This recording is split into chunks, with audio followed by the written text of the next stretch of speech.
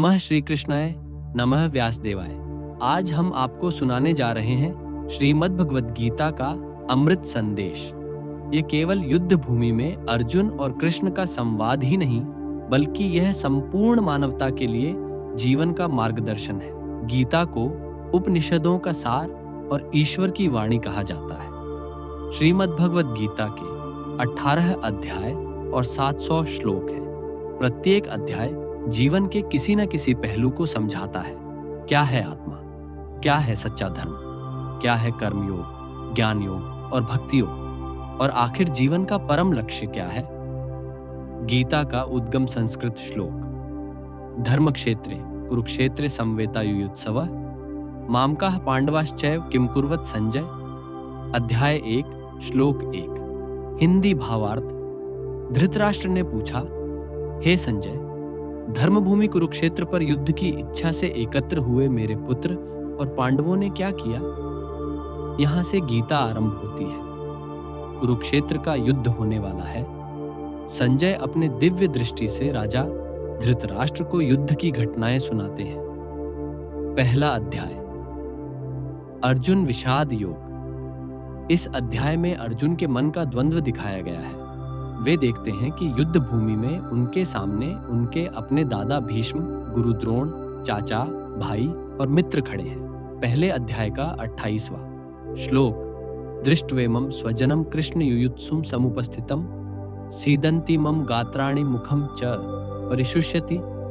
हिंदी भावार्थ। अर्जुन कहते हैं, हे कृष्ण, जब मैं अपने स्वजनों को युद्ध के लिए खड़े देखता हूं तो मेरे अंग ढीले पड़ जाते हैं, मुख सूख जाता है, शरीर कांपता है। अर्जुन की दशा यहाँ साधारण मनुष्य जैसी है। जब जीवन में संकट आता है तो मोह और शोक में फंसकर हम निर्णयहीन हो जाते हैं। पहले अध्याय का 31वां श्लोक। निमित्तानि च पश्यामि विपरीतानि केशव न च श्रेयोनुपश्यामि हत्वा स्वजन माहवे। हिंदी भावार्थ। हे केशव, मुझे केवल अपशकुन दिखाई देते हैं। अपने स्वजनों को युद्ध में मारकर मुझे कोई शुभ फल प्राप्त होता नहीं दिखता। अर्जुन ये कहते हैं कि राज्य, ऐश्वर्य और सुख अपने ही परिजनों की हत्या के बाद व्यर्थ है। दूसरे अध्याय का 5वां श्लोक। गुरु नहत्वा ही महानुभावान श्रेयो भोक्तुम भैक्षम पीह लोके हत्वार्थ कामांस्तु गुरूनि हैव भुंजीय भोगान रुधिर प्रदिग्धान। हिंदी भावार्थ। मैं अपने महान गुरुओं को मारकर राज्य और सुख पाना नहीं चाहता। भीख मांगकर जीना भी उससे श्रेष्ठ है, क्योंकि उनके रक्त से लथपथ भोग मुझे स्वीकार नहीं। यहाँ अर्जुन अपने हथियार डाल देते हैं और कहते हैं कि वे युद्ध नहीं करेंगे। यही विषाद योग है, निराशा, मोह और शोक की स्थिति। दूसरा अध्याय सांख्य योग। श्री कृष्ण का उपदेश आरंभ। अर्जुन के शोक देखकर श्री कृष्ण मुस्कुराते हैं और कहते हैं, संस्कृत श्लोक। क्लैब्यम मा स्म गमः पार्थ नैतत्वयुपपद्यते क्षुद्रम हृदय दौर्बल्यम त्यक्त्वोत्तिष्ठ परंतप। अध्याय 2 श्लोक 3। हिंदी भावार्थ। हे पार्थ, यह दुर्बलता तुम्हें शोभा नहीं देती। ये कायरता मत अपनाओ। हृदय की क्षुद्र कमजोरी को छोड़ो और युद्ध के लिए उठ खड़े हो। यहाँ कृष्ण हमें भी सिखाते हैं, जीवन में संकट के समय कायरता नहीं, साहस अपनाओ। आत्मा का स्वरूप। अब कृष्ण आत्मा का रहस्य बताते हैं। दूसरे अध्याय का 20वां श्लोक। न जायते म्रियते व कदाचिन नायम भूत्वा भविता व न भूयः अजो नित्यः शाश्वतोयम पुराणो न हन्यते हन्यमाने शरीरे। अध्याय 2 श्लोक 20। हिंदी भावार्थ। आत्मा न जन्म लेती है न मरती है। यह अजन्मा, नित्य और शाश्वत है। शरीर के नष्ट होने पर भी आत्मा कभी नष्ट नहीं होती। यही गीता का अमर संदेश है। मृत्यु केवल शरीर की है, आत्मा की नहीं। कर्मयोग का आधार कृष्ण आगे कहते हैं। दूसरे अध्याय का 38वां श्लोक। सुख दुखे समय कृत्वा लाभालाभो जयाजयो ततो युद्धाय युज्यस्व नैवं पापमाप्स्यसि। हिंदी भावार्थ। सुख दुख, लाभ हानि और जय पराजय को समान समझकर युद्ध करो। ऐसा करने से तुम पाप के भागी नहीं बनोगे। जीवन में सफलता, असफलता को समान भाव से स्वीकार करना ही योग्य है। निष्काम कर्म सबसे प्रसिद्ध श्लोक आता है। दूसरे अध्याय का 47वां श्लोक। कर्मण्येवाधिकारस्ते मां फलेषु कदाचन। माँ कर्म फल हेतुर्भुर्मा ते संगोस्त्व कर्मणि। हिंदी भावार्थ, तुझे केवल कर्म करने का अधिकार है, फल की चिंता मत कर। कर्म के फल का कारण मत बन और अकर्मण्यता, काम न करने में भी आसक्त मत हो। यह गीता का हृदय है। हमें केवल कर्म करना है, फल भगवान पर छोड़ना है। स्थिर प्रज्ञा। आदर्श योगी अर्जुन पूछते हैं, हे कृष्ण, स्थिर प्रज्ञ जिसकी बुद्धि स्थिर हो कैसा होता है? कृष्ण कहते हैं, दूसरे अध्याय का 55वां श्लोक, प्रजहाति यदा कामान सर्वान् पार्थ मनोगतान आत्मन्येवात्मना तुष्टः स्थित प्रज्ञस्त दोच्यते। हिंदी भावार्थ, जब मनुष्य अपने हृदय के सभी कामनाओं को त्याग देता है और आत्मा में संतुष्ट रहता है, तब वह स्थिर प्रज्ञ कहलाता है। गीता हमें सिखाती है, वास्तविक सुख बाहरी वस्तुओं में नहीं, आत्मा में है। भाग 1 का निष्कर्ष। गीता के पहले 2 अध्याय हमें यह सिखाते हैं कि संकट में घबराना नहीं, बल्कि दृढ़ होना चाहिए। आत्मा अमर है, शरीर नाशवान है, कर्म ही धर्म है, लेकिन फल की आसक्ति से मुक्त रहना चाहिए। सच्चा योग वही है जो सुख दुख और लाभ हानि में समान भाव रखे। इस प्रकार अर्जुन का मोह दूर करने के लिए कृष्ण ने उन्हें धीरे धीरे कर्मयोग और आत्मज्ञान की ओर प्रेरित करना आरंभ किया। अध्याय 3। कर्मयोग। अर्जुन ने श्री कृष्ण से पूछा, हे माधव, यदि ज्ञान सबसे श्रेष्ठ है तो फिर आप मुझे कर्म करने को क्यों प्रेरित करते हैं? श्री कृष्ण उत्तर देते हैं कि संसार में कोई भी क्षण भर भी अकर्मा नहीं रह सकता। हर प्राणी प्रकृति के गुणों से प्रेरित होकर कर्म करता ही है। न ही कश्चित् क्षणमपि जातु तिष्ठत्य कर्मकृत कार्यते ह्यवशः कर्म सर्वः प्रकृति जैर्गुणैः। अर्थात कोई भी मनुष्य क्षण भर भी बिना कर्म किए नहीं रह सकता, क्योंकि सभी प्रकृति के गुणों से प्रेरित होकर कर्म करने को बाध्य है। गीता कहती है, कर्म से भागना नहीं है, बल्कि कर्म को ही पूजा मानकर करना है। कर्मयोग का रहस्य, कर्मणो ह्यपि बोद्धव्यम बोद्धव्यम च विकर्मणः अकर्मणश्च बोद्धव्यम गहना कर्मणो गति। अर्थात कर्म क्या है, विकर्म क्या है और अकर्म क्या है, यह सब समझना चाहिए। कर्म की गति बड़ी गूढ़ है। निष्काम भाव से किया गया कर्म ही सच्चा कर्मयोग है। यज्ञ भावना। श्री कृष्ण बताते हैं कि जब मनुष्य यज्ञ भाव से कर्म करता है तो वह बंधन में नहीं पड़ता। यज्ञार्थात् कर्मणोऽन्यत्र लोकोऽयं कर्म बंधनः तदर्थम कर्म कौन्तेय मुक्त संगः समाचर। अर्थात यदि कर्म यज्ञ के लिए नहीं किया जाता तो वह कर्म बंधन देता है। इसलिए हे अर्जुन, तू आसक्ति रहित होकर ईश्वर के लिए कर्म कर। अध्याय 4 ज्ञान कर्म संन्यास योग। इस अध्याय में श्री कृष्ण बताते हैं कि उन्होंने यह गीता पहले सूर्यदेव को, फिर मनु को और फिर राजर्षियों को दी थी। अर्जुन आश्चर्य से पूछते हैं, हे कृष्ण, आप तो अब भी जन्मे हैं, फिर आपने यह ज्ञान सूर्यदेव को कैसे दिया? तब कृष्ण कहते हैं, बहूनि मे व्यतीतानि जन्मानि तव चार्जुन तान्यहम वेद सर्वाणि न त्वं वेत्थ परंतप। हे अर्जुन, मेरे और तुम्हारे अनेक जन्म बीत चुके हैं। मैं उन सबको जानता हूं, परंतु तुम नहीं जानते। यहाँ कृष्ण अपना ईश्वरत्व प्रकट करते हैं। वे जन्म लेते हैं, परंतु उनका जन्म दिव्य होता है। अवतार का रहस्य, यदा यदा हि धर्मस्य ग्लानिर्भवति भारत अभ्युत्थानम धर्मस्य तदात्मानं सृजाम्यहम् परित्राणाय साधूनां विनाशाय च दुष्कृताम धर्म संस्थापनार्थाय संभवामि युगे युगे। हिंदी भावार्थ। हे भारत, जब जब धर्म की हानि और अधर्म की वृद्धि होती है, तब तब मैं स्वयं अवतार लेता हूँ, साधुओं की रक्षा, दुष्टों का विनाश और धर्म की स्थापना के लिए। यही गीता का विश्व प्रसिद्ध श्लोक है। भगवान का अवतार मानवता की रक्षा के लिए है। ज्ञान और यज्ञ श्रेयांद्रव्यमयाद्यज्ञात् ज्ञानेज्ञः परन्तप सर्वं कर्माखिलं पार्थ ज्ञाने परिसमाप्यते। हे अर्जुन, द्रव्य से किया गया यज्ञ ज्ञानयज्ञ से कम श्रेष्ठ है। सभी कर्म अंततः ज्ञान में ही समाप्त होते हैं। ज्ञान ही सर्वोच्च है, क्योंकि ज्ञान से ही मोक्ष प्राप्त होता है। अध्याय 5 कर्म संन्यास योग। यह अध्याय कर्मयोग और संन्यास की तुलना करता है।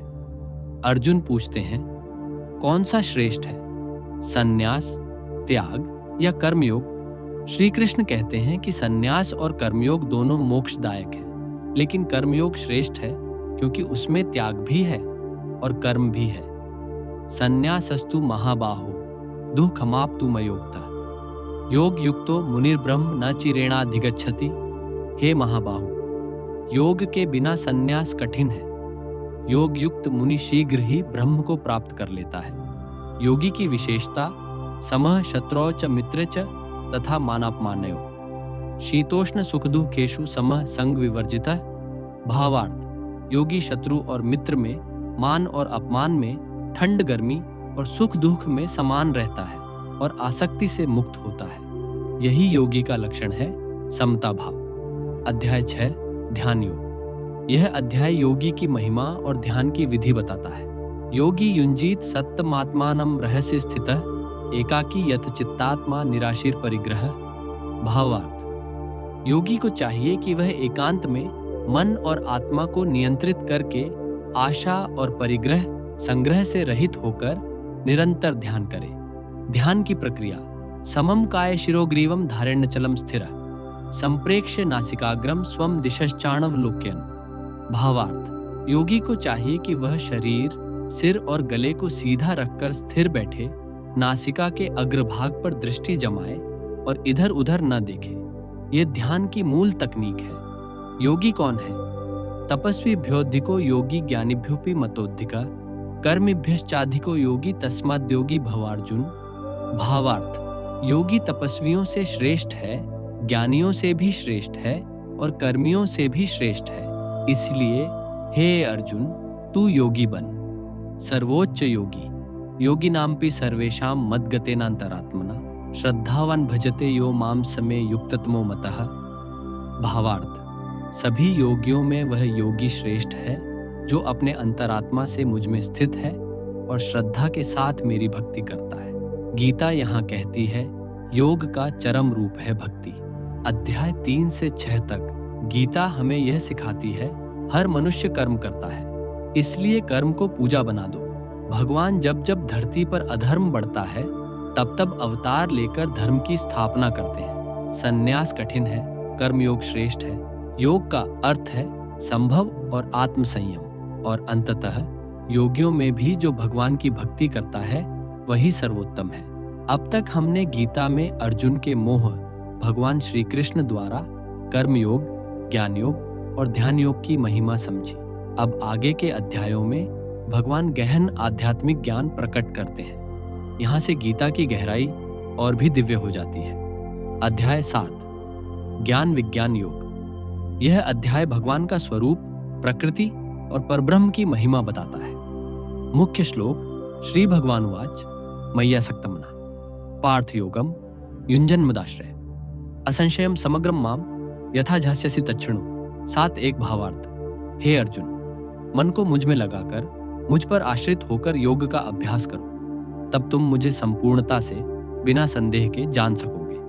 भगवान की 2 प्रकृतियां, अपरा प्रकृति पृथ्वी, जल, अग्नि, वायु, आकाश, मन, बुद्धि, अहंकार, परा प्रकृति चेतन शक्ति जो शरीर को चलाती है। श्लोक भूमिरापो नलो वायुखम मनो बुद्धिरेव च अहंकार इतियम में भिन्ना प्रकृतिरष्टधा।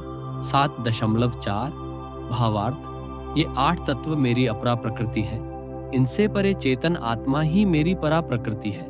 भगवान ही कारण संसार में जो कुछ भी है सब भगवान से उत्पन्न है। मत्तः परतरम नान्यत किंचिदस्ति धनंजय मयि सर्वमिदं प्रोतम सूत्रे मणिगणा इव।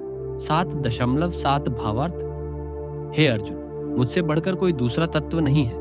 जैसे धागे में मोती पिरोए रहते हैं वैसे ही यह सारा जगत मुझ में स्थित है। 4 प्रकार के भक्त। 1 आर्त, दुखी होकर भक्ति करने वाला। 2 जिज्ञासु, ज्ञान पाने की इच्छा रखने वाला। 3 अर्थार्थी, धन लाभ की कामना करने वाला। 4 ज्ञानी, सच्चे ज्ञान से भगवान को जानने वाला। श्री कृष्ण कहते हैं कि ज्ञानी भक्त मुझे अत्यंत प्रिय है। अध्याय 8 अक्षर ब्रह्म योग। कुल 22 श्लोक। इस अध्याय में मृत्यु के समय स्मरण, अक्षर, परमात्मा और योग का वर्णन है। अर्जुन के प्रश्न अर्जुन पूछते हैं, ब्रह्म क्या है, अध्यात्म क्या है, कर्म क्या है, अधिभूत, अधिदैव और अधियज्ञ क्या है? श्री कृष्ण का उत्तर, ब्रह्म अविनाशी परमात्मा, अध्यात्म जीव का स्वभाव, कर्म सृष्टि का आधार बनने वाला यज्ञात्मक कर्म, अधिभूत नश्वर जगत, अधिदैव देवताओं का प्रतिनिधि पुरुष, हिरण्यगर्भ, अधियज्ञ परमेश्वर स्वयं, मृत्यु समय स्मरण अंतकाले च मामेव स्मरण मुक्त्वा कलेवरम। यह प्रयाति समद श्लोक दिव्य सूर्य सहस्रस्य भवेद्युगपदुत्थिता यदि भा सदृशी सा स्याद्भा सस्तस्य महात्मनः 11-12 भावार्थ। यदि एक साथ 1000 सूर्य आकाश में उदित हों तो भी भगवान के विश्व रूप का तेज वैसा ही प्रतीत होता है। अर्जुन की स्थिति, अर्जुन इस अद्भुत रूप को देखकर भयभीत हो जाते हैं।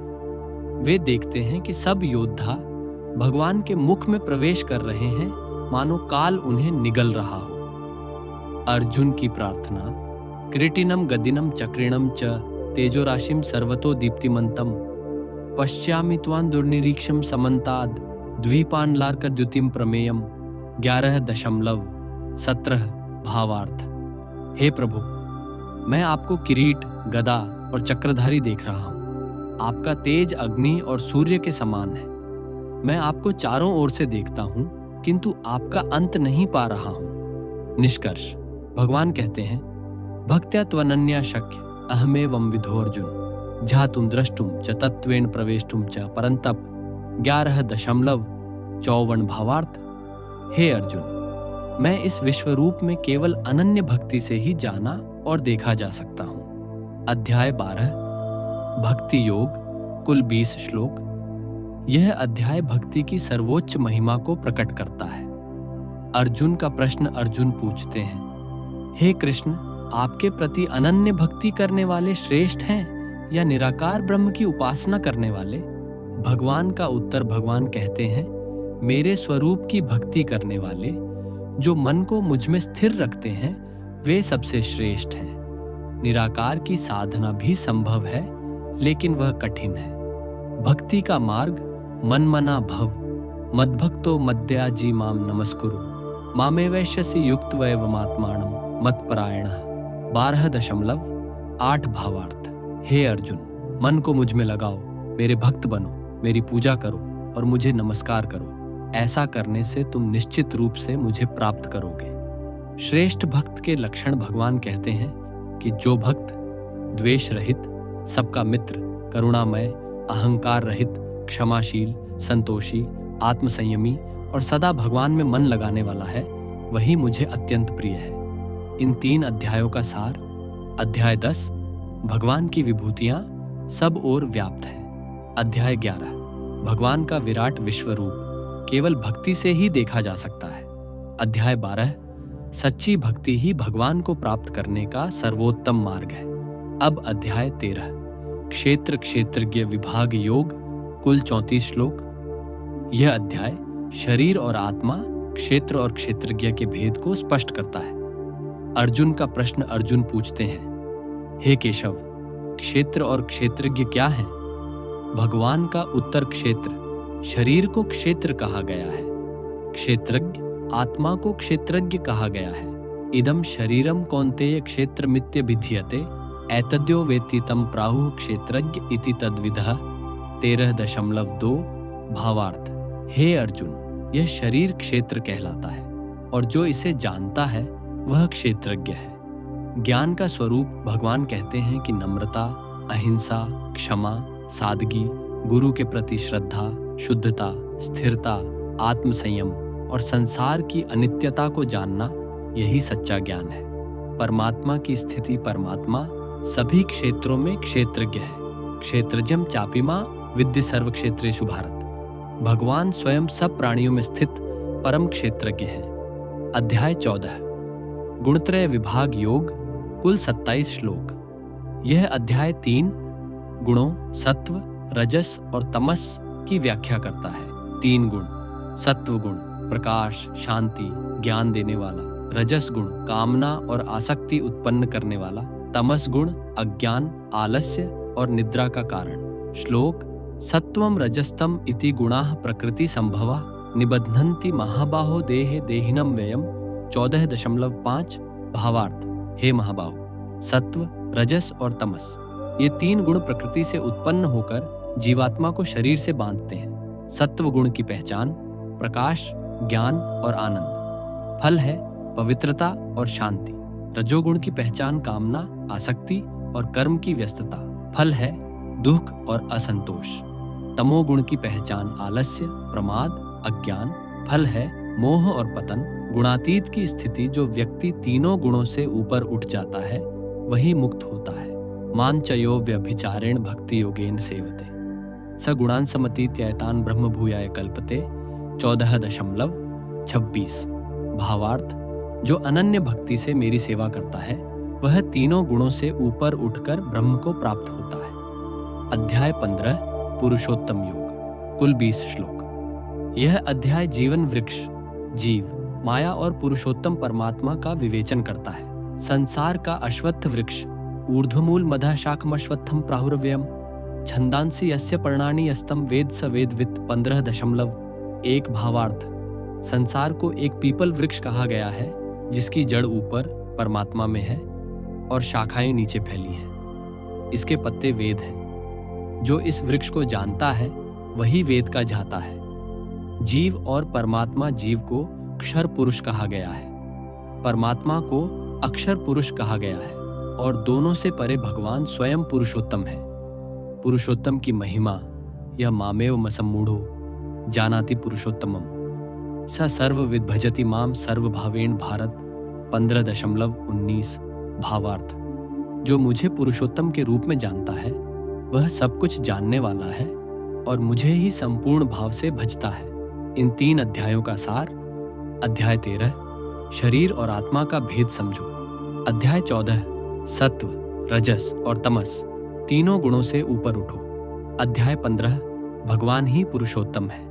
अध्याय 16 दैवासुर संपद विभाग योग, कुल 24 श्लोक। इस अध्याय में मनुष्य के 2 प्रकार के स्वभाव बताए गए हैं, दैवी संपदा, दैवी गुण और आसुरी संपदा, असुरी गुण। दैवी संपदा।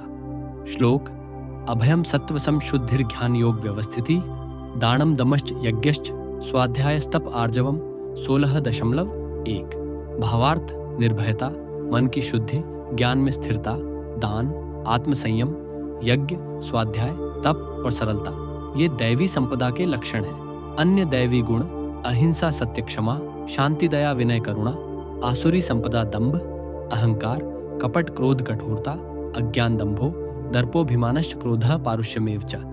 अज्ञानम चाभिजातस्य पार्थ संपदामासुरीं 16.4। भावार्थ, दंभ, घमंड, अभिमान, क्रोध, कठोरता और अज्ञान ये आसुरी संपदा के लक्षण हैं। निष्कर्ष, दैवी संपदा मोक्ष की ओर ले जाती है और आसुरी संपदा बंधन और पतन की ओर। अध्याय 17 श्रद्धात्रय विभाग योग, कुल 28 श्लोक। यह अध्याय श्रद्धा और साधना के 3 प्रकारों की व्याख्या करता है। श्रद्धा के प्रकार। 1 सात्विक श्रद्धा, भगवान, शास्त्र और धर्म में। 2 राजसिक श्रद्धा, भोग, मान सम्मान और शक्ति में। 3 तामसिक श्रद्धा, तंत्र मंत्र, अंधविश्वास और अधार्मिक कार्यों में। आहार के प्रकार सात्विक भोजन, रसयुक्त, स्निग्ध, पौष्टिक, मन को शांति देने वाला। राजसिक भोजन अत्यधिक तीखा, खट्टा, नमकीन, कड़वा, उग्र। तामसिक भोजन बासी, सड़ा गला, अशुद्ध। यज्ञ, तप और दान सात्विक यज्ञ, शास्त्रानुसार बिना फल की इच्छा के। राजसिक यज्ञ केवल दिखावे और फल के लिए। तामसिक यज्ञ बिना विधि, बिना श्रद्धा। इसी तरह तप और दान भी तीनों गुणों के अनुसार होते हैं। ओम तत्सत भगवान बताते हैं कि सभी यज्ञ, दान और तप एवं तत्सत नाम से किए जाने चाहिए। अध्याय 18 मोक्ष संन्यास योग, कुल 78 श्लोक। सबसे बड़ा अध्याय।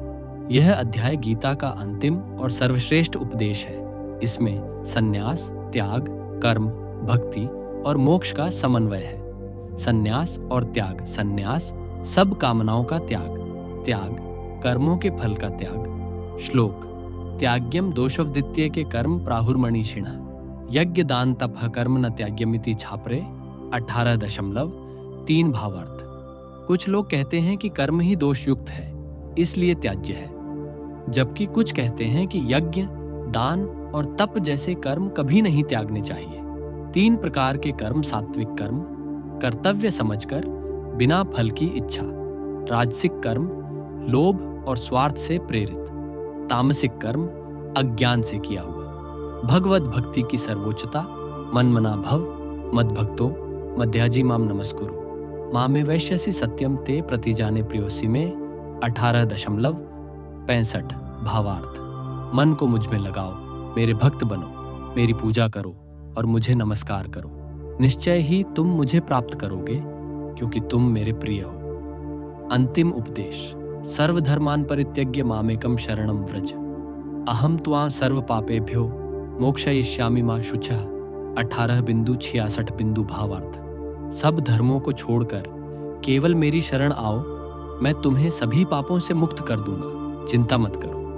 गीता का समापन अध्याय के अंत में संजय धृतराष्ट्र से कहता है, यत्र योगेश्वरः कृष्णो यत्र पार्थो धनुर्धरः तत्र श्रीर्विजयो भूतिर्ध्रुवा नीतिर्मतिर्मम 18.78 भावार्थ। जहाँ योगेश्वर श्री कृष्ण है और जहाँ धनुर्धर अर्जुन है, वहाँ निश्चित ही विजय, समृद्धि, धर्म और नीति है, ऐसा मेरा मत है। इन 3 अध्यायों का सार।